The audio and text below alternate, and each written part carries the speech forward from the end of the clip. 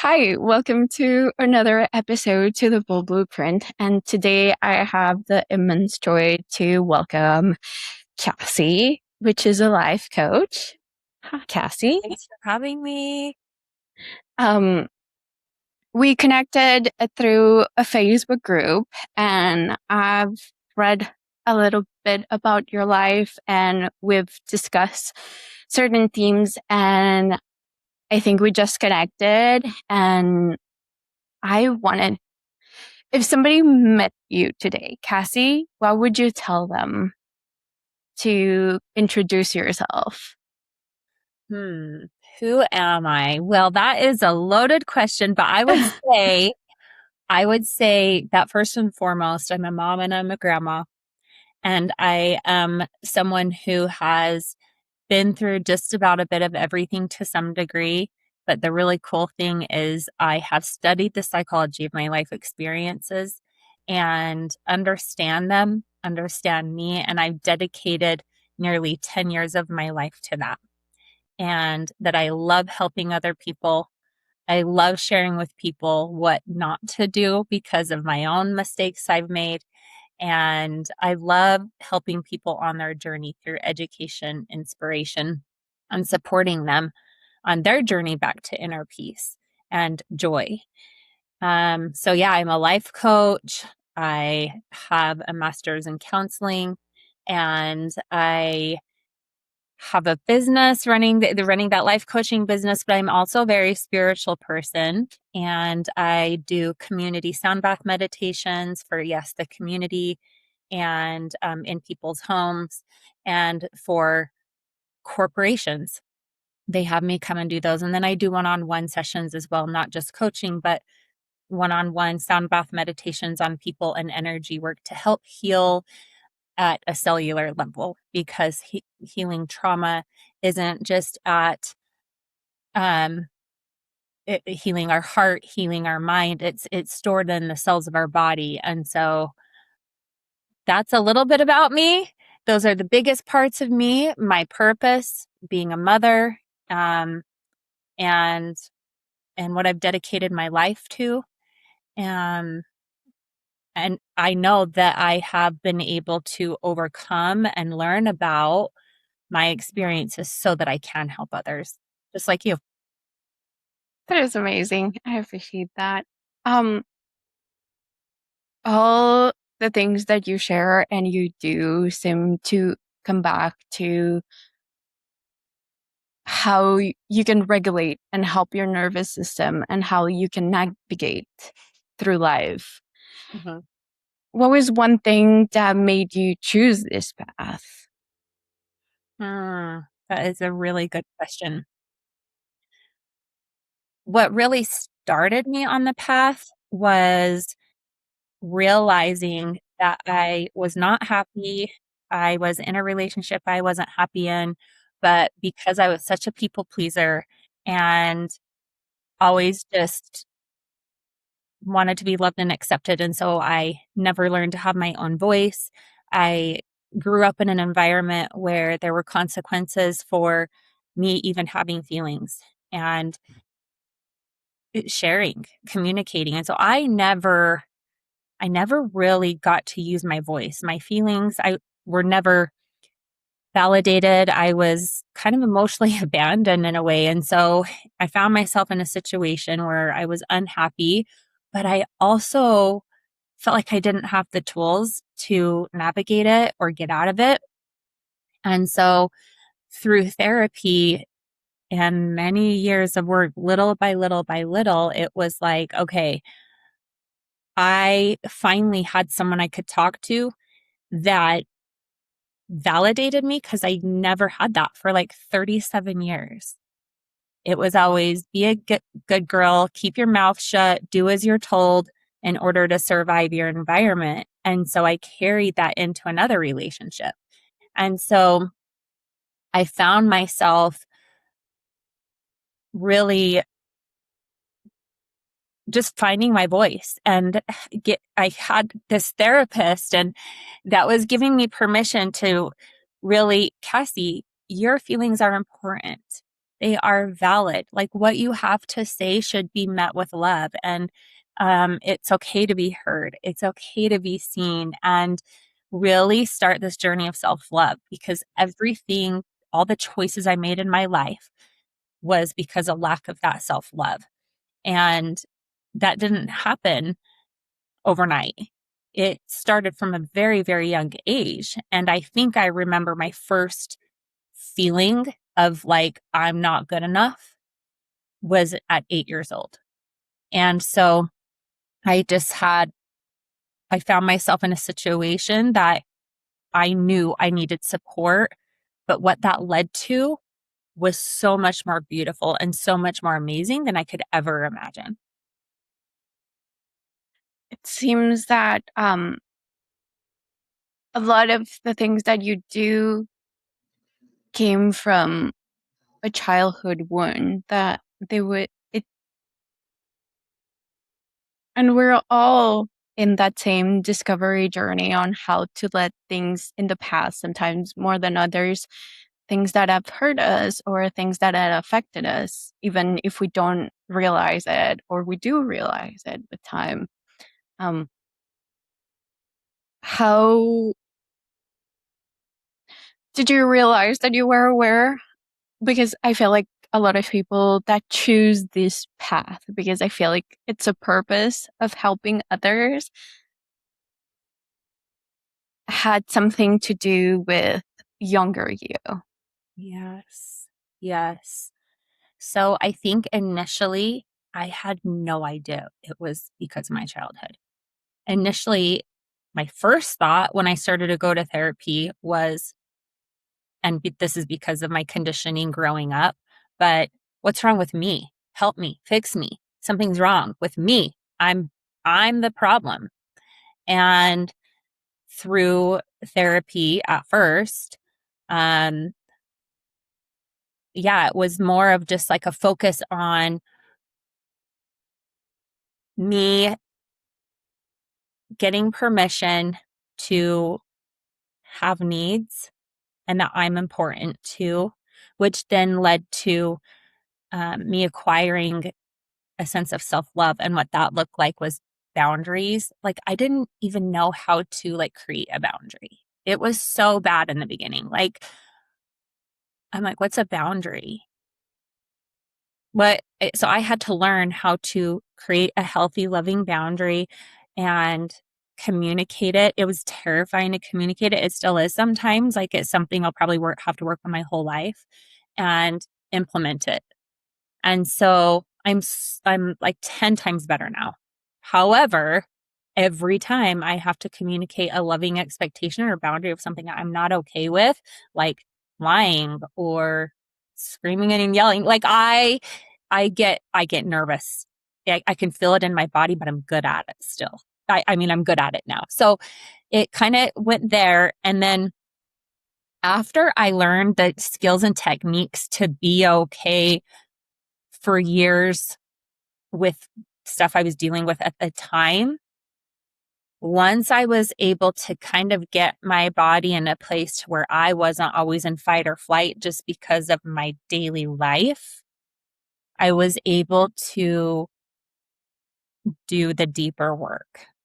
And I believe that healing happens in layers and that, we heal this layer and then we heal another layer and another layer. And I do think it is a lifelong journey. However, I am in a place right now where I feel like I am resonating in my wholeness, but I do have things come up for me right now. Still, I will probably always have triggers. Just because you've done a substantial amount of work on yourself does not mean that you're never going to be triggered again. It just means that hopefully if you genuinely have done that work, that the triggers don't feel as big when they happen, or they're less frequent, or what I like to say is your bounce back rate is shorter. So if you're triggered, you're not like spiraling for a week, but like you know how to self-regulate, you have tools, you become curious about what you're feeling, why you're feeling it, and know what to do about it so you can bounce back pretty fast. And so yes, like once I got to the point of years of work to be able to just deal with my daily life, like it was a lot. Through therapy originally, that's all I was doing at first, was able to see that the ways that I continued to perceive what was going on in my world was all because of conditioning from my childhood. And so, or the way I would show up, or the relationships I would choose, and how for most of my life, all of my 30s. So I'm in my 40s now. I would say for 40 years of my life, I abandoned myself for the most part to keep others happy. Probably 85% of the time I did that. And so I learned that that was my childhood. Like I wanted to be the people pleaser. I wanted to not get in trouble. I didn't want there to be consequences. And so it was a, a habit or a role that I took on to be able to survive. And I took on many roles. One of the other roles was the achiever. I didn't feel like I was good enough. And so I took on this role as a high achiever, and I was always like a 4.0 student, played every sport. I had to be the best at every sport. I had to be the best at everything. And any way that I could get attention for being the best, and I was the best, it fed me because I would get love and attention, what I thought was love as a kid, um, from from my parents. And so into adulthood, I've always been high achieving, and now the high achieving stuff comes from a different place. But I do recognize that for quite a while, that's what it looked like as a kid. And then in my 20s and 30s, what that looked like is belonging to a religion that was in the culture here where I live. It's very unhealthy, but I hear it's different in other states. I don't know. But for me, I had a lot of religious abuse. And so what that looked like was me in my 20s and 30s, just my whole identity was, for the most part, besides being a mom, most of my identity stemmed from being a member of this church. And there were a lot of unhealthy things about it. But again, it's going back to who cares what I need? Who cares what I want? Who who am I? I don't know, because from the time I was born, I've been told who I am, what I should do, what that should look like. And through emotional abuse, it was like, oh, if you do anything different, you're bad. If you even question anything about this, you're bad. You're a sinner. And if you don't do these things, you're not going to get to live with your family when you die, and you're not going to be happy, and life is not going to work out for you. And so I was terrified. So here I am. I don't know who I am. I don't know, like if you were to ask me who I am, like now I could talk about it forever. If you were to ask me that 10 years ago, I would say I'm a mom and member of this church, period. Like there was no depth to me because I was just taking on roles in order to fit in and be loved and accepted. And then through the deeper work and learning about my childhood, and because at some point I got to a point where I'm like, why do I have such a long fuse with men? Like I will stay in the most unhealthy relationship for so long in the past. And so I thought, why do I give these men so many chances? Why does it take a lot for me to leave? And it all goes back to childhood, that my normal and how long I could tolerate things was way longer been probably someone else that didn't have the same childhood. And so I had to understand, become curious about, study and learn about why I was allowing people to treat me poorly over and over and over again. And at one point I got, and that showed up in different ways that I haven't gone into detail about, but at one point I got to where I could finally be brave enough to create a boundary and say it, but then I wouldn't stick to it, you know? Mm. And what that looked like is in one long-term relationship, him cheating on me, looking at pornography, and he was a professional baseball coach. And so like I had him on this pedestal. I just thought he was so amazing. And he was, but he had some addictions. He was doing some things out of a lack of self-love for himself. And I knew I just kept taking him back. And we did do therapy at one point, but just the lies and deception. And he would say the right things and it seemed genuine. And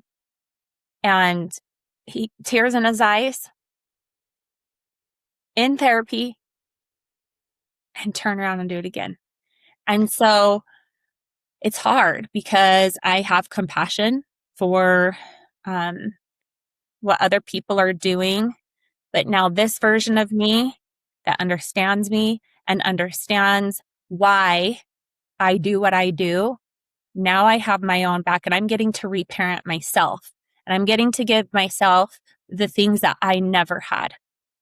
And what that looks like is no, like I have compassion for you and what you've been through, but my compassion for you is no longer going to override my self-respect. I can love you and know I don't need to be with you. And that includes friends and family members. I can love you and know that I'm not going to be around you. I can love you from afar. I have so much empathy and compassion for the things, the trauma that you've been through that has made you, in this case, for example, act out in a way that you would hurt someone you deeply love. I have compassion for that, but I am worthy and deserving of someone that can show up for me differently. And so that was one example of like one of my poor choices I made. And I mean, there's a lot to that story, but just continue. But the great thing is I stayed in that for about 4.5 years after my divorce. But if you look at my timeline, it's like, okay, then I made another poor choice, but that one was a 1.5 year poor choice. Okay, I'm getting better. And for years now, I'm in a place where I'm like, no, I can spot patterns a mile away. I have studied human psychology. I have done so much work that I can spot things pretty fast. And I'm not afraid on a very first date to just be like, you know what, we're not in alignment, or before a Mm. first date, because this is my life. Energy is currency. And like I said, I am reparenting myself and giving myself the emotional support that I need and the love and the care. And every time I go on a date with a guy or I have a girlfriend, it's really hard to find girlfriends that have the same values as you that you can trust after divorce. And so every time I go on a date, afterwards, I have a picture of myself on my nightstand, and I picture that sweet little girl in that photo that's 5 years old. And I picture her and say, okay, would you allow this man to treat her the way you're being treated? And it goes the other way too. It goes, I say when I meet someone amazing, I'm like, is he treating her, protecting her, caring for her heart Mm. in the way that this little girl Deserves. needs and deserves. And so that's something that's really helped me navigate. I just picture her, and through IFS, I have done a lot of parts work where I have talked to her because she used to show up, and sometimes she still does show up in ways for me, thinking she needs to protect me because of my trauma when she doesn't, and it's okay. And I talk to her sometimes and connect with her and let her know that I love her and thank you for showing up and protecting me. Um, but it's not serving me in this moment, and it's okay. I have her back, and I will not ever let someone hurt her again. Thank you so much for sharing that. I could feel the emotion, and because one of the words that came out to my mind where you were speaking was emotional manipulation. And it's one of the things that it seems like you battle with, and people use that as an weapon, because that's what it was. It was a weapon against you. It's like, if you don't do this, you would not get this. Uh-huh. And having a partner that is not showing up for you in the sense of how, because you have expectations in the relationship, but a couple years back, I saw this analogy that a relationship is on a string, and people will grow, and sometimes the string will stretch, and you realize that you're no longer aligned, and the other person doesn't want to grow with you. Mm. But to get back or bring you back, he used emotional manipulation. And it's also learning to lift the veil and realize how people are using that emotion against you, and being able to get back to, and it's an amazing image and an amazing tool that you're doing every day, and looking back at yourself and saying, would I treat myself like this, or would I let anyone else treat myself this way? Yes. Thank you, Marie. And yeah, like that, I love that. I love what you just shared. And it just really made me think about like emotional manipulation. When you've had that for most of your life, your brain is wired that way. And so what's really sad is that we start being affected by things in our childhood from the time we're 1 years old, you know? And so for a good portion of our life, our environment and our surroundings and the people in it, it's shaping our brain while our brain is growing. And so if you grew up in a place where there was a lot of emotional manipulation, your brain is wired that way, and the neural pathways that are created stem from that. And so anytime there is a challenge or anything in life, your default is that. Your default is what you were conditioned to do, and it's not your fault because your brain was wired that way. And so what's really cool is that our brains can change, and we call that neuroplasticity. And it takes a lot of work, a lot of consistent work to create new positive neural pathways. So that is your default. And I have done this, and I help my clients do that through cognitive behavioral therapy of challenging your thoughts. I've done a lot of different things, but back to that emotional manipulation, it still shows up in my life. But as far as how my brain was wired because of it. And so what that looks like sometimes is me gaslighting myself. Someone would, if someone, like sometimes, if someone says or does something to me that I know, like rationally, my thinking brain knows, like, that's not okay. Lying is not okay. Or screaming and yelling is not okay. Name calling, being demeaning, it's not okay.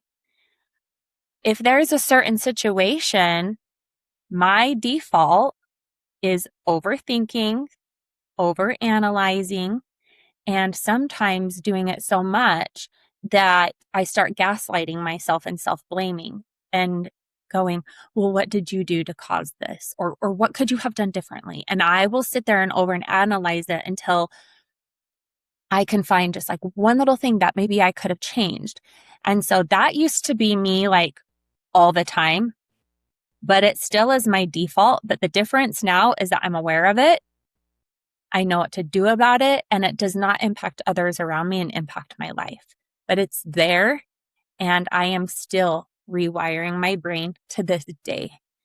I even recently just went on a date with a guy that said his last relationship had ended a year and a half ago, and then as we're like sitting on a date, through me asking many questions and it not just being him not being transparent with me and just disclosing it to me up front, question after question after question, I finally find out that he's not divorced. And in fact, he hasn't even filed.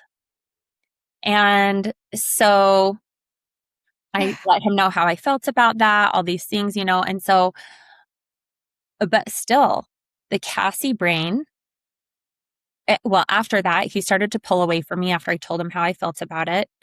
And I was like, I don't know if I can keep dating you. Like, and so, he started to pull away from me, and I knew that that wasn't okay in my heart of hearts. I'm like, I don't want to date someone, you know, but because he started to pull away from me, my default brain, my trauma brain, my conditioned brain was like, why is he pulling away from you? He's the one that, you know, did I do something? And so I had to catch myself and be like, no, this is his stuff. This is him pulling away out of guilt and shame. This has absolutely nothing to do with you, Cassie. Your boundary is valid. This has everything to do with him and as a grown man, how he's choosing to handle this. And I had a similar thing happen in the fall. I was dating a guy for several months, and he gets a call at like 2 a.m. in the middle of the night from another woman. And of course I was triggered, but the next day we had a beautiful conversation about it. I felt really safe. I let him know, like we discussed through it. I don't need to go into great detail, but at the end of that conversation, he kissed my forehead and said, thank you so much for being so emotionally mature, and thank you for your communication. Like, you are so amazing. I've never had someone be able to communicate like this. Thank you for being you. And I felt safe moving forward after getting more information. But over the course of 2 weeks, he started to pull away from me a little bit more and a little bit more and a little bit more, which I would call avoidant attachment, right? But I'm over here with my abandonment wounds, and I'm like, what's happening? You know, and so I am in fight or flight or freeze, which typically for me is freeze, but it kicked in my anxiety, and I'm just like, what is going on? Because I could feel it, I could see it, him not talking to me as much and just really pulling away from me. So of course, here comes my wounded child, and she comes in and she's over analyzing and questioning, oh, could you have said something differently in that conversation? Or maybe you just overreacted. Like, and that's always been a big thing I default to as well because of my childhood. It's like, you're too sensitive. your feelings are too much. Like, you're just overreacting. Can't you just be like cool? Like, maybe you shouldn't have said anything. And just maybe, maybe you just made a big deal about this when other girls wouldn't have. Yeah. Gaslighting myself. But then we ended up breaking things off because of him pulling away. So I was strong that way, but I bawled my eyes out. I was so sad for weeks, but I was confused too because I had no closure. So my inner child was kicking in for weeks. Like, what did you do? What did you do? What could you have done better? But then through techniques and therapy, I was like reminding myself, like, I knew in that moment, like, no, this is not a Cassie issue. Like, you get to have boundaries and you get to communicate them and you get to have standards and you get to love on yourself and protect yourself. And if someone's not willing to meet you there, there's the door. And so one of those standards is integrity. And so, yeah, but it's almost like I still needed to go to my therapist and be like, this is how I'm feeling. And I know it's a him problem and he shouldn't have done that. And I'm like, I knew that I was fine and I was in the right, but I just like needed to tell someone about it. So yeah, for me, I would just say that the inner child shows up the most in dating right now, but at least I have heard back. And at least I can come back to my thinking brain, my rational brain, and get out of my emotional brain when in the past, maybe I wouldn't have been able to do that. You're in search of safety. I feel like that's how I think about when I retreat from certain situations. It's like, because I'm in search of safety, of being okay with myself first before I can be okay with whatever is going on in my environment or my surroundings or with the people I interact. And I felt that when you were telling your story, because I overthink things too. And I think when I talk to my friends about it, it's like, but I said this and would have said it this way. And they're like, whoa, whoa, whoa, what are you looking at here? Like, you can be straightforward and you can say how things are. And you don't, and I think it's because the way we grew up or the interactions we had in certain points, there was no safety. You were, I just had this image in my head. It's basically of, I don't know, I think it's people in the circus that put themselves in like those types of catapults and like they're just like launched into the air. You're basically that. There is no safety net and whatever you're gonna say. And most of the time it was backfiring. I remember when I was growing up, for myself, it was the white lies, the little white lies, because it was easier to tell the truth. And it became into the lying, and actually telling the truth was not safe. And if somebody comes to you now and asks you, Cassie, how can you help me rewire that part of my brain to feel that I don't have to be feeling this way, or I don't have to let myself overthink the situation? What would be ways or tools that you will teach them or give them? Well, that's a really good question. And I just love everything that you said. That was amazing. I don't do anything with my clients that I haven't already done for myself because I know it works. Mm. And so I would say the first thing and the most difficult thing is to become aware of your thoughts and challenge them. 98% of our thoughts stem from the subconscious. So we're all walking around and like not even realizing what we're thinking. And our behaviors stem from that.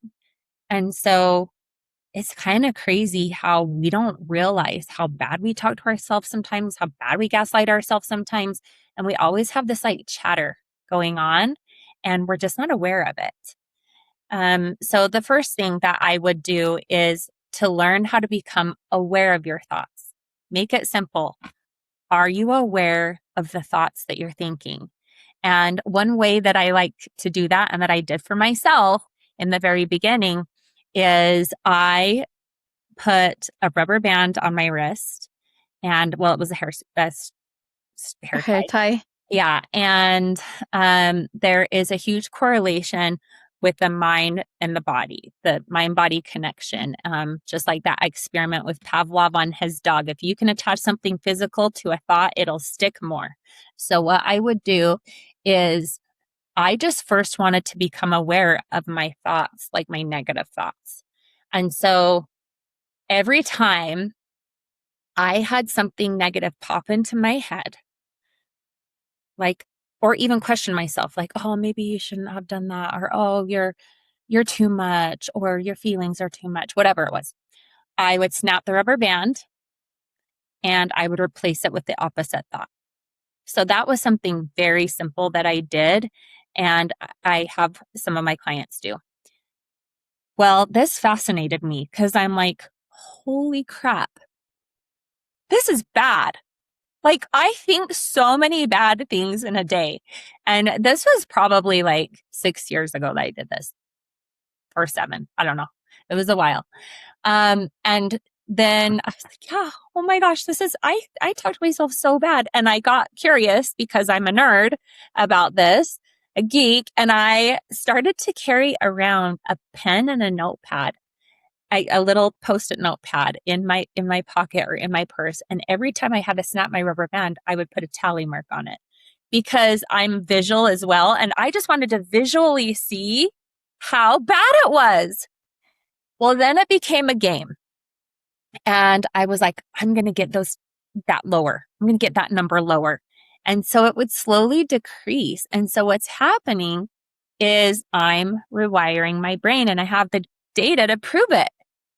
And so then I took it a step farther and really did start to implement cognitive behavioral therapy, where now that I was aware of my thoughts, I can look at them a little deeper, and I can do something a little deeper with them. And so what that looks like is, it's pretty simple. It's like 4 steps. And so what I do is I acknowledge the thought, and then I challenge the thought. So acknowledging the thought, I had to get good at that with the rubber band method. But then challenging the thought, I would ask myself, do I have evidence? Do I have evidence that this is true? Or is just this my brain thinking it up? Is this 100% true? Because if it's not 100% true, then it's not true. Definitely. And so acknowledge the thought, challenge the thought, and then replace the thought. And then if it was like really bad, or I was like maybe telling myself a lot of things that weren't true, because let's say it's a really sad situation or disappointing situation, or you go through something big in life, like a divorce or breakup or job loss or whatever it is. So it can be a lot to go through these steps sometimes. And it's great to journal them out. Journaling is so therapeutic. And so there might be some emotions that come along with that. And then lastly is to self-soothe. And what that can look like is watching something funny, or going on a walk, or talking to a friend, or talking to your partner. It doesn't have to be anything big.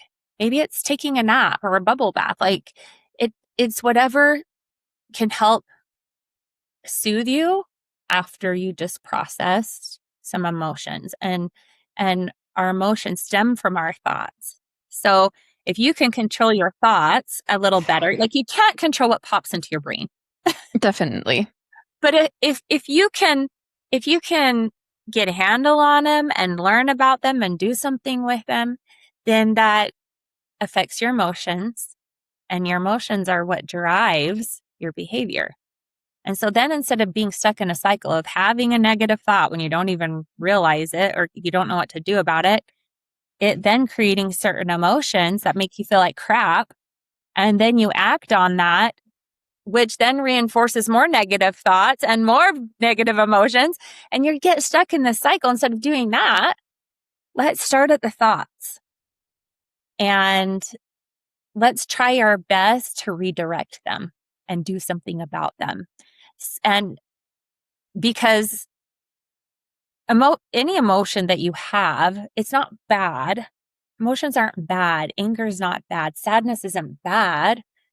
It's just information. And we need to start looking at our thoughts and our emotions as information. Okay, what is this telling me? I also sometimes like to do something that I call the check-in method. And so if you don't have time to journal or you're really new to CBT, I just like to check in sometimes. Maybe even with a certain part of me or the inner child. And if I'm feeling like, for example, irritable, this happened to me the other day. I was feeling irritable and I'm like, why am I feeling irritable? Life is great. Like, I don't have anything to be irritable about. And so this literally takes less than 5 minutes. I stopped and I put my hand on my heart and I just took 2 deep breaths in and I became curious. And I said, what are you feeling right now? And my answer was irritable. My answer was sadness. My answer was overwhelm. And I had all sorts of feelings. And sometimes you might not even be able to name them, and that's okay. And you can say, where is it showing up for you in your body? Is it a certain color? And where is it coming from? And so after asking myself a few questions, the most important one after the discovery is you ask yourself, what do I need right now? What do I need right now? And it's crazy that most of the time, my answers are rest, just need some rest, or you just need some hug. And so a hug, geez, I can't talk. You just need some love. And what that looks like is I just needed a hug or something. And so, but yeah, the other day it was, you just need rest. And I'm like, well, how easy was that? I'm going to give myself some rest. And so just that simple check-in method and asking yourself, what do you need right now? And giving yourself that is a way of caring for yourself and not letting your emotions control your life. And it takes less than 5 minutes to do that. Definitely. I feel like it's the self-regulating. You're everything that you weren't taught as a kid about emotions and how to self-regulate yourself, you're teaching yourself that now. And how to be in tune with yourself and listen to your body and listen to your mind and self. And I feel like it's what we're seeing more and more now with people that with mothers or fathers that are more aware that we're breaking that cycle of like emotions are bad thing. You're not gonna cry. You're not gonna get into what is it? Um, tantrum. You're not gonna get in a tantrum. We're not gonna discuss this. You're just gonna be okay. And I think that a lot of us are looking for self-regulation and understanding of ourselves, and all of these techniques are look so simple, but it's more of having that awareness of like, this is what's happening with my body. Am I in tune with what's happening? And I'm realizing of how I speak to myself, the thoughts I have with myself, and how I can help myself feel better. Because before it was, you cannot feel this way. This is not okay. This is not a thing. And even at school, it wasn't something that was talked about. I feel like when I was growing up, if you were not okay, most of the time you were sick, or people didn't want to talk to you about it, and we just moved along. You have to put a brave face. You didn't feel good. Let's move, because there's other things that need more time and more presence than whatever you're feeling now. And I can see now, and I imagine that you're teaching this to your kids, but also your clients. It's like, it doesn't take much, but just being in tune with yourself and listening to what's happening, because your environment will bring a lot of it in, but it's what you let yourself be affected by. And I think that those are amazing techniques. I wish there is no controlling the past, but I wish I had those techniques growing up, but I will definitely implement those. Me too. I had heard about the air type, but I remember when I was feeling anxious, I always did this. And one of my friends is a EFT coach, and she taught me, like, that's because you're feeling anxious. And so Love that. also tapping your body helps center your nervous system. So I have been trying more EFT tapping and meditation. I remember when I was growing up, um, my madrina, what we call in Spanish, type of auntie, did a lot of meditation, and I didn't understand. I would see people sit still for hours, and I'm like, oh, I crave that type of peace now. I was like, Yeah. I didn't realize, but now I think us as women, more and more, we crave that type of peace of where we can just center ourselves and listen to what's happening and within ourselves. So Yeah. we're able to be more present Hmm. out there. Hmm. So I that, wanted, oh, please go ahead. oh, I Sorry. just said I love that. I love everything that you said, and I would love to learn more about the EFT tapping. I think that it has so much use in our lives, and it's simple, just those simple, quick things that we can do. Yeah. I think that it should be, I really think that schools should implement, I don't know if schools implement that. Maybe there is some schools in the world that do implement that, but it was such a self-paced, as you said. We needed to be achievers, and that creation of getting a task done was never about how you can regulate yourself and how you can put yourself in a more focused system, because you were able to regulate yourself. And so now you were more open of what was happening around you and how it affected you.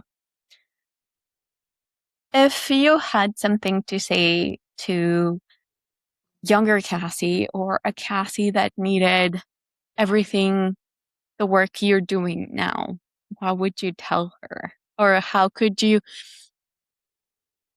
more in the sense of like, if there is a younger you out there that is listening to this episode and is feeling the way you were feeling when you were younger, like they had to people please everybody and couldn't get out of that situation, what would be something that you would like to tell her? Like a younger version, like the child version or the teenage version. Whatever version feels more fit for you. I would say you are loved. This if I could talk to her, if I could mother her, I would want to say to her, I love you no matter what. I love you no matter what. I love you no matter if you make mistakes. I love you no matter your religion. I love you no matter what. And there's nothing that you could ever do to change that love. I am here for you, and I will never withdraw my love and support for you. You are worthy and deserving of everything that you want in this life. You were born worthy, and I'm here for you. I'm here for you. I think it's hard to tell a child that to love their self and things like that, like you maybe could with an older child or someone in their 20s, because kids, when they're born, they already love their self. They, like, you ask a kid that's like 5 what they want to be when they grow up, and it's like you get all sorts of answers. They love their self. They will be anything. They think they can do anything. But then with time, they lose that. And so it's our job as parents to let them know you are smart, you are kind. I love you no matter what. You are amazing. You can do anything you want in this life. Be, do, or have anything that you want. And I'm here to support you along the way because I believe in you and I'm not going anywhere. And so, what if we all had parents that supported that kid that we were when we were 4 or 5 or 6? And people would ask us, what do you want to be when you grow up? That's usually the thing that you get asked the most. Not what do you want to do with your life, but just a lot of people say, what do you want to be when you grow up? And some kids are like, I want to play in the NBA. I want to be an astronaut. I want to be a doctor. I want to be a veterinarian. And then over time, they lose that. But if you had instilled in you on a regular basis, you're so amazing. I love you no matter what. Oh, your mistakes, they're helping you grow. What did you learn from this mistake? What could you do next time? And hey, guess what? This is part of life. Yeah, you messed up, but what are you going to do about that? And your mistakes don't determine your worth. They don't determine your value. You are not your mistakes. So how can I help you so you don't do that again? There are just so many different ways we can parent through the lens of love. And that is such a huge part of your childhood and your teenage years, is what your parents say to you and how they make you feel about yourself, because you don't have that for yourself yet. So that's what I would say. That's what I would want to say to her at different stages in life. And I would want to say that to her from the time that she knew what I was saying. And I do that right now. I have a granddaughter, and whenever I'm with her, even before she leaves, even when she's at my house, she'll grab different crystals and hold them to her heart. And I try to tell her, teach her affirmations. And so she's learning them. And like, she'll go right over to my rose quartz. She's 3 years old, and she is starting to learn the different crystals. And she picks up the rose quartz and she holds it to her heart and she closes her eyes and she goes, I am love. And she's 3. And then she picks up another one and she holds it to her heart and she says, what's this one, Grammy? And I said, I am smart. And she closes her eyes and she said, I am smart. And so I'm teaching her that right now. And every time before she leaves me, I grab her and I look in her eyes and I give her a kiss and I said, remember, you are perfect exactly as you are. You are loving, you are kind, you are smart, and you are perfect. And so from a young age, she will always know my grandma, she calls me Grammy, my Grammy thinks that I'm one of the most amazing people on this planet. And if Oh, I start to lose sight of that, I know that my grandma is at least one person in my life that thinks I am the best thing that's ever happened to her. And I am amazing and I am smart and I can do anything I want in this life. And so that's what we all need. Definitely is. And I can feel the love and the support that you're giving this little girl and that you're also showing yourself. And I think that it's amazing how a positive love and support can do for somebody. And it's the little things. Sometimes I catch myself and just saying, like, I am proud of you, even if it's not where you want to be, even if it's not what you want to do or where you expected yourself to be. I am proud of you. And I realize more and more that sometimes I have this thoughts in my head and I just think it for myself, but I don't voice them out. So one of the things I have started doing it with the people around me, it's like being able to voice them and you showing this little girl that voicing them. I think it's like the most cognitive thing that we can do for ourselves because her saying it and her hearing it will be forever marked into her as a positive support and reach that she can have. That somebody not only affirms what she's saying to herself, but she's learning to look at herself and having that support from within. Mm-hmm. Absolutely. Yeah. I wanted to ask you, is there a quote or a phrase that has helped you throughout your life that you come back to and you're like, this is it? I would say I haven't had one throughout my life, but there are a few that have stuck with me the last 3 years. And I just said one, you can be, do, or have anything you want in this life. And another one is you are worthy and deserving of the love that you are able to give to others. Um, and so those are the two. The one that you can be, do, or have anything you want in this life is more of something I use when it comes to manifestation, attracting the things that I want. And it reminds me that I need to raise my vibration and I need to be in a good state.